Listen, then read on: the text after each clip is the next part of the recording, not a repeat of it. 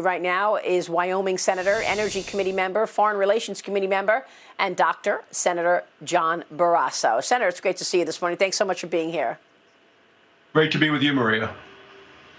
So I want to ask you about reopening the economy. You're on the task force, and of course, your state is important economically speaking. I'll get to that in a second. Tell me about this bill that you voted yes to yesterday in terms of the money going to small business. Is it going to be enough, Senator? Because now I'm hearing that much of the money is already accounted for. So that means, is that going to run out in a few days again? Well, it's always a concern, Maria. Like, this was Chuck Schumer and Nancy Pelosi saying drop dead to small businesses and the people that work for them. This is a program that ran out of money 8 days ago.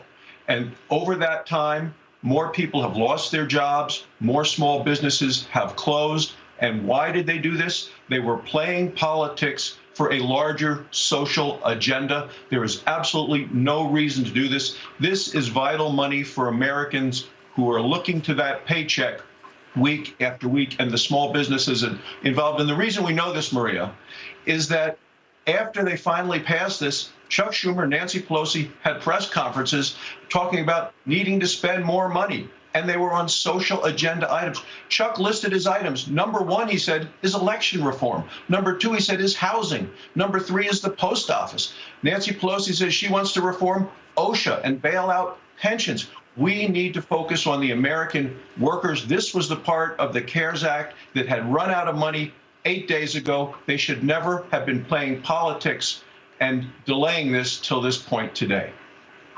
Well, that's extraordinary. I mean, do they not understand what's going on in the world? I mean, that's why Kevin McCarthy's calling it the Pelosi layoffs. I know he's been doing that hashtag around. Tensions brewing between Senate Majority Leader Mitch McConnell and also some of the nation's governors. During a radio interview, McConnell said that states facing budget shortfalls should have the option of declaring bankruptcy. You believe it's still early in the process for that, though, right? I do believe it's early in the process, but I will tell you, this is not the time to be bailing out states that have a long history of irresponsible spending and basically reputations for being cesspools of mismanagement. It's time to push the pause button and take a look at the big picture. Maria, in the last 5 weeks, we have added $2.7 trillion to our debt. And a lot of that money hasn't been spent yet. The states are asking for more, but Maria, just this week, the first round of checks went out to the states. Every state got at least $1 billion. Many states a lot more than that. That is an enormous amount of money.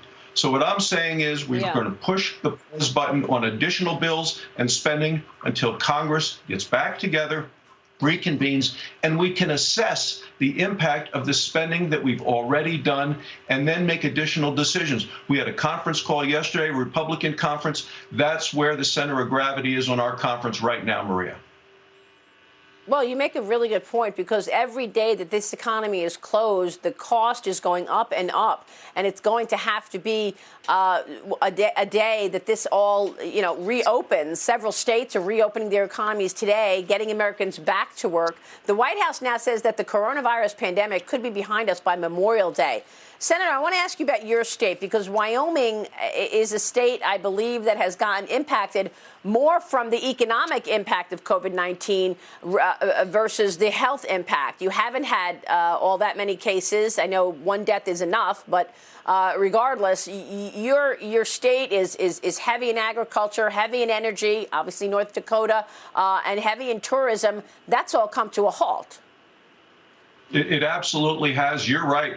We have flattened the curve dramatically by doing all the right things, social distancing, staying at home, all the right things. But in the same token, we have flatlined our economy, agriculture, energy, tourism. Our hospitals are suffering as well, as they've canceled all elective procedures for the last 5 weeks and have been standing by for emergencies when we've had a grand total of only 330 cases of coronavirus. We've had more people recovered than currently are active. Our governor has announced we are ready to reopen. We're going to do it step by step. We're going to use the science and the math and be very careful and cautious about it.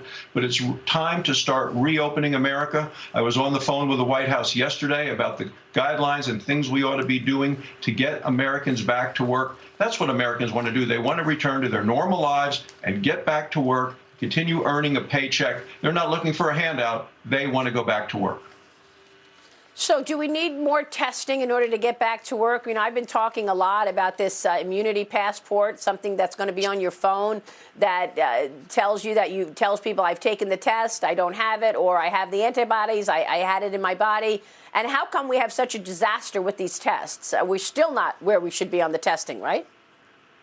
Well, you're absolutely right on all those. You need adequate testing for people to have the confidence and the comfort level to really go back and get into larger groups. The number of tests are growing. It's not yet where I would like it to be. We've done thousands of tests in Wyoming, millions of tests around the country. I think we need to have a quicker test, faster answers to make, and it has to be an accurate test. All of those things are important as part of the reopening plan.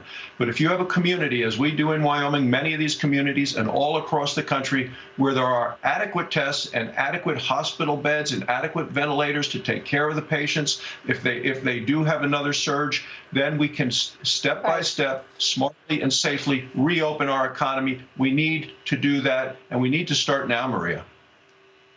Senator, it's great to have you on the program. We'll be watching the developments. Thanks so much. Great to be with you.